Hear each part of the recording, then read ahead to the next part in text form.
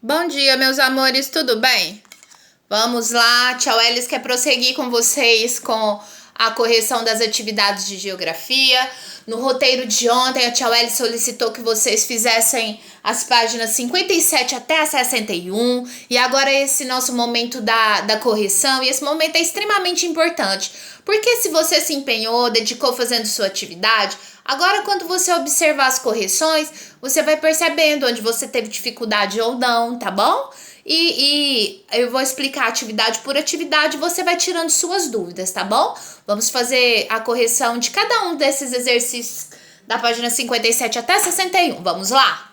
Let's go! A nossa questão número 1. Observe os mapas a seguir. Meus amores, aí no seu livro, na página 57, você tem dois mapas. Todos os dois mapas, eles estão representando o nosso território brasileiro, tá bom?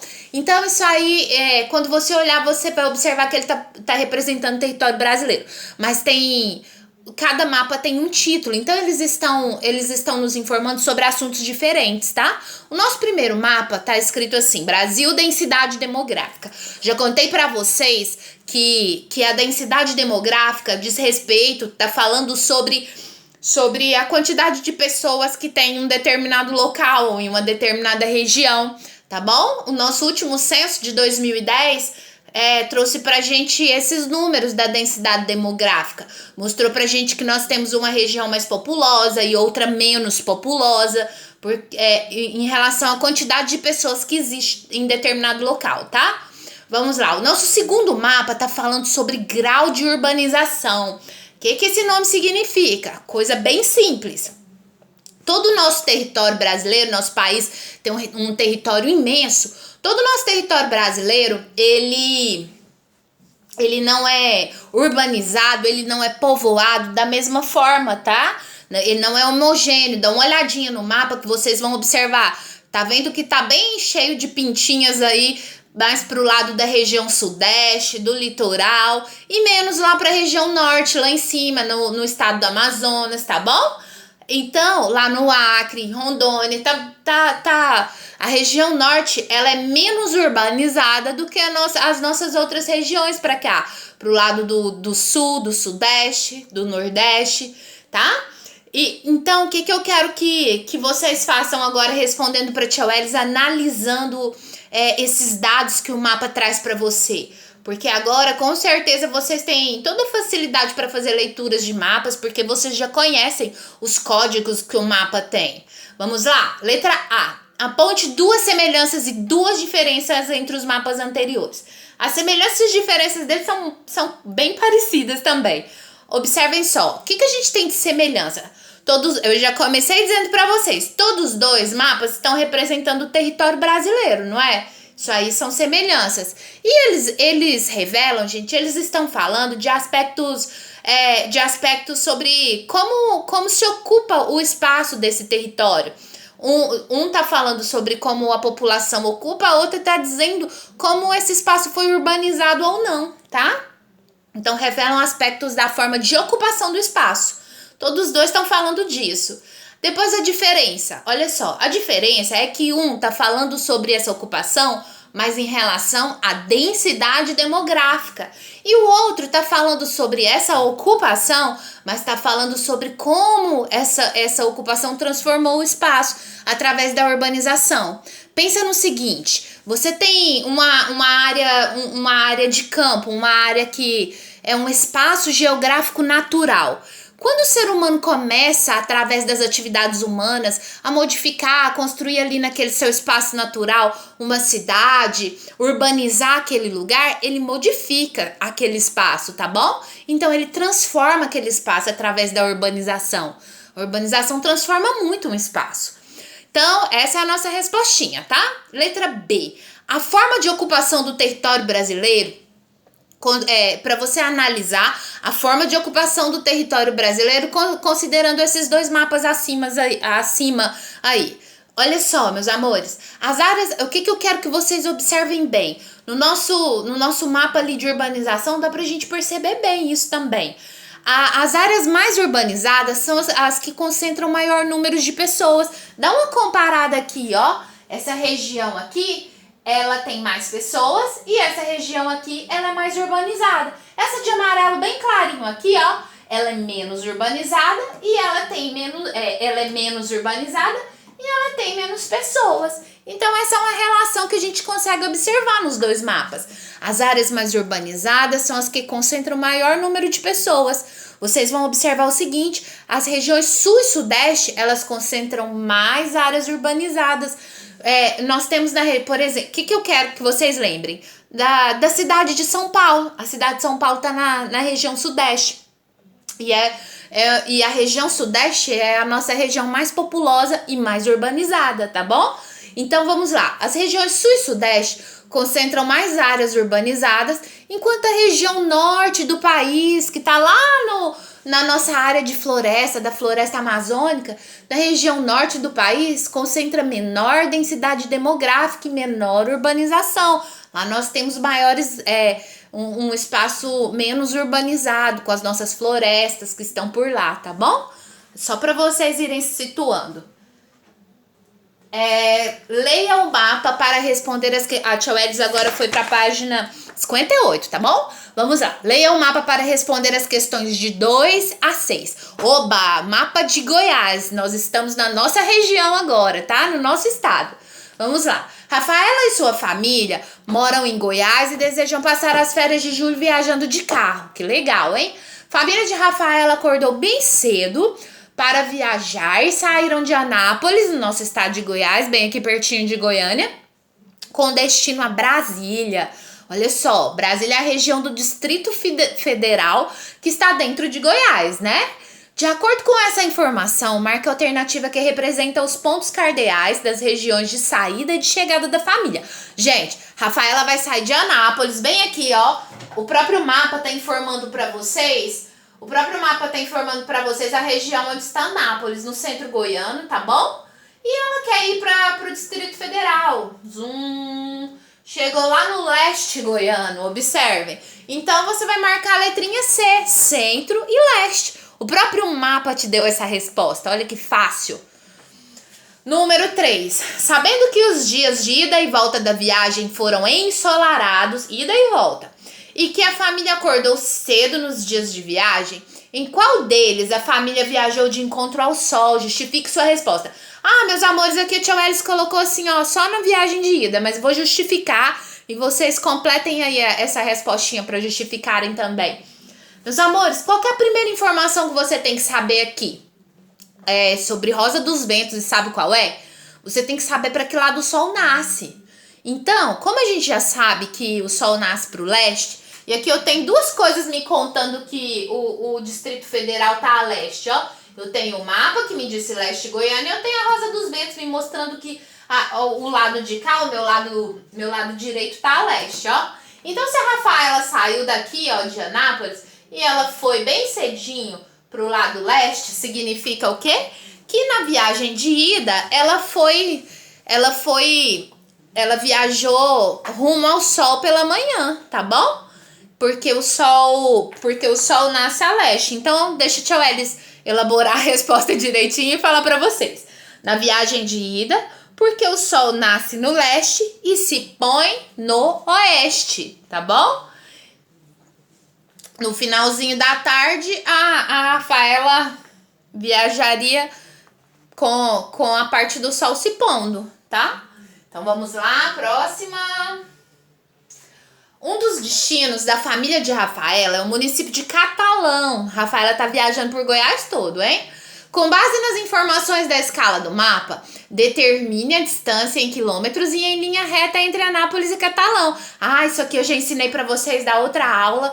E vamos lá então. Vou voltar no mapa para que eu possa analisá-lo, tá? Ó, onde tá as nossas informações de escala? Bem aqui, tá? Bem aqui tem a nossa escala no mapa. E a escala desse mapa é de 0 para 72. Mas já disse pra vocês, Tia Welles, esse 0 significa nada? De jeito nenhum, né? Você pega aqui, ó, a régua, coloca e descobre qual é essa distância aqui. Tá bom? Então, gente, né, quando você descobriu essa distância, você vai fazer vai fazer uma continha para saber quanto isso significa, quanto isso representa na escala real, tá? A medida do nosso mapa aqui dá 3,2. Mais ou menos, o que o Tia Welles mediu foi 3,2. E aí, a distância real é 72, tá? E deixa o Tia Welles olhar aqui direitinho pra onde ela quer ir. Ela quer ir de Anápolis pra Catalão, ó. Essa distanciona aqui, ó. De Anápolis pra Catalão, tá bom? Então, meus amores, vamos lá fazer nossa continha pra gente descobrir. O que a Tia Welles fez? Eu peguei a medida da minha escala de 3,2 e multipliquei por 72, tá bom? Porque 72 são os 72 quilômetros de distância real, tá? E 3,2 é a medida representativa no mapa. Então, eu fiz a minha continha, eu fiz a minha multiplicação com dois algarismos e isso me deu o valor de 230,4. O que você vai colocar aí? A distância real. Tem que fazer a continha, tá bom? O cálculo. A distância real em linha reta é de 230,4 km, tá? A Tia Welles colocou lá uma observação seguinte. A distância no mapa em linha reta é de aproximadamente 3,2. Então, multiplica-se por 72 quilômetros, que é a representação real, tá? E onde eu achei esse 3,2? Medindo aquela linha da minha escala. Então, vamos lá. O elemento do mapa que você utilizou para calcular a distância entre Anápolis e Catalão foi a escala. Essa que eu acabei de responder para vocês, tá? Número 6. Elabore uma tabela indicando os municípios visitados pela família de Rafaela e as regiões do estado ocupadas por eles. Gente, observem bem uma coisa. Vou voltar no mapa também. Ó. Pediu que você elaborasse uma tabela dizendo a cidade e a região. Você vai olhar no mapa, o próprio mapa conta pra você. Rafaela foi para a saiu da cidade de Anápolis, foi para Brasília e depois para Catalão. Então, você vai colocar uma ordem aí, ó, dessas 3 cidades. Onde tá, na sua coluna de cidades, você completa Anápolis, Brasília e Catalão. Mas aí quer saber, onde fica, em qual região que está a cidade de Anápolis? Você vai mostrar, ó, região central. Em qual região que está a cidade de Brasília, Distrito Federal? Região leste. Em qual cidade que está, em qual região que está a cidade de Catalão? Vamos lá no nosso mapa e procurar Catalão, ó. Região sul. Tá vendo? Super fácil. No mapa tem a própria resposta aí, tá bom? É muito fácil fazer leitura de mapa porque a resposta tá lá. Caminhando aqui para nossa número 7. Nossa número 7 está lá na página 60. No roteiro de viagem da família de Rafael está previsto que após visitar Brasília, eles vão para a Chapada dos Veadeiros. Olha que legal. Analise o mapa do estado para responder as questões. Nosso mapa do estado tem um nome diferente, chama-se Altimetria de Goiás. Ele é um mapa, gente, que fala sobre relevo. Essa questão da altimetria tá falando da representação do relevo, da variação de altitude, tá bom? Tá falando sobre questão de altitude aí, tá? Por isso que na legenda você vai ver algo assim, ó, baixo e alto, porque altimetria tá falando da representação e variação de altitude, tá? Letrinha A, mas você não precisa dessa informação até para responder isso aqui agora. Letra A, indique a região onde está localizada a Chapada dos Veadeiros. Como eu vou fazer isso aqui? Vou novamente olhar. Posso fazer de 2 formas. Do meu mapa tá escrito qual é a região. Porque, olha, preciso encontrar no mapa onde que tá a Chapada dos Veadeiros, ó. Encontrei, tá aqui nessa região. Mas eu tenho, gente, olha, uma Rosa dos Ventos ali também me informando. Então, o que você vai dizer? Chapada dos Veadeiros está localizada na região norte, lá no alto lá. Para onde está apontando o norte na própria bússola. Ou na própria Rosa dos Ventos, desculpa. Então, letra B. Essa tá muito fácil. E tem o nome dizendo lá também, né? Alto Paraíso de Goiás, Chapada dos Veadeiros.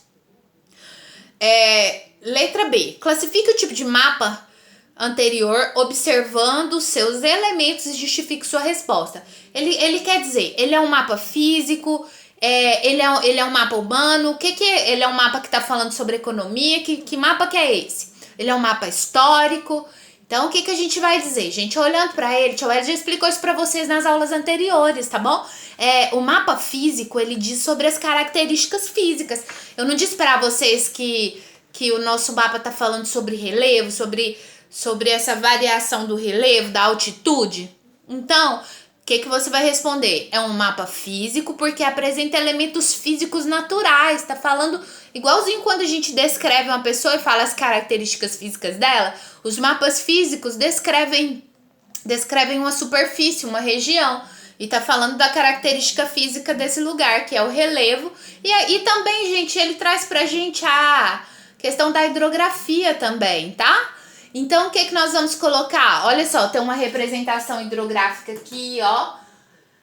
A Chapada, se você olhar nas entrelinhas, tá mostrando. Aqui chama Rio Preto. Exatamente. Tá vendo aqui? Então, também tá contando até pontos onde nós temos rios ali naquela região. E a gente observa que é imenso ali, ó. Então, meus amores, o que você vai responder? Mapa físico, porque apresenta os elementos físicos naturais, relevo e hidrografia, presentes no estado de Goiás, tá bom? Que esse é o nosso mapa de Goiás. Nossa página 61, nossa última página de correção, rapidinho, né?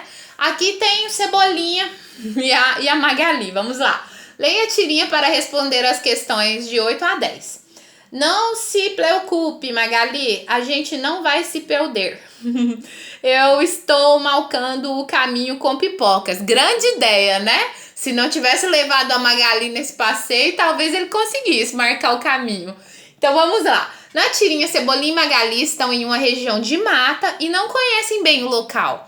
Como forma de se orientar, Cebolinha utiliza pipocas para marcar o caminho, mas Magali acaba comendo-as. Então, número 8, a estratégia do Cebolinha não foi legal, né, gente? Avalie a estratégia do Cebolinha ao tentar marcar o caminho utilizando pipocas. É igual eu falei, talvez fosse uma grande ideia se ele não tivesse levado com ele a Magali. Mas vamos lá. Não foi uma boa estratégia. Quando a Magali comeu as pipocas que serviam de orientação e localização, o Cebolinha perdeu toda a marcação do percurso, não foi assim? Talvez ele tivesse que arrumar algo que ficasse mais marcadinho ali. A pipoca não foi o suficiente, né? Número 9. Cite outros 3 meios que o Cebolinha e a Magali poderiam usar para se orientarem na mata. Vamos lá, 3 instrumentos que eles poderiam usar. Os mais comuns nossos, né? Para poder se orientar, para poder não ficar perdido. Uma bússola os ajudaria. Um mapa da região também. E o principal e o mais fácil de todos de usar até hoje, né? Aparelho de GPS, tá bom? Então são 3. A Tia Wes pensou só nesse, mas se alguém tiver alguma grande ideia de outro, talvez a gente possa acrescentar. Mas eu pensei nesses, tá? O bom de sala de aula é que vocês trazem, assim, ideias brilhantes pra gente também. E completa isso. Meus amores, número 10. De que forma Cebolinha e Magali poderiam ter se preparado para evitar as dificuldades relacionadas à orientação? Explique como os instrumentos de orientação, assim como os mapas, podem ser úteis naquela situação. Olha, meus amores, os instrumentos de orientação são extremamente úteis, porque eles saíram para uma região em que eles não conheciam o caminho, não é? Então, né, o melhor a se fazer quando não conhece o caminho é usar instrumentos de localização. Isso a gente faz no nosso dia a dia. Às vezes um colega mora em um setor que você não sabe como chegar lá. O que você faz? Sai andando por aí? Não, primeira coisa você tenta descobrir uma localização, tenta descobrir como que você vai chegar lá. Você traça primeiro, faz um planejamento de um caminho, não é? Usando um aparelho de GPS ou dando uma olhadinha no mapa que mostra as regiões da cidade, tá bom? A bússola é o menos usado. Mas vamos lá, então. Poderiam ter buscado conhecer melhor a região fazendo a leitura de um mapa. Isso ajudaria bastante para traçarem o melhor caminho. Eles saberiam para onde eles estariam indo, né? O GPS e a bússola... Meus amores, deixa eu esquecer o acento de bússola aqui, tá? Coloquem aí no de vocês. O GPS e a bússola também ajudariam a se orientarem melhor, sem riscos de ficarem perdidos. E essa, meus amores, essa é a importância dos instrumentos de orientação. Que as pessoas não se percam, que elas tracem o melhor caminho, tá bom? Então, o que eu quero lindamente que você coloque aí? Eu corrigi, tá? Tia Welles vai voltar depois na nossa próxima aula de geografia. A gente vai entrar num conteúdo novo, muito bom, tá? A gente vai conhecer nossos pontos colaterais da bússola, tá? Muita coisa aí pela frente, tá bom? Fiquem com Deus. Espero que a nossa correção tenha ajudado. Beijinhos e até a próxima aula.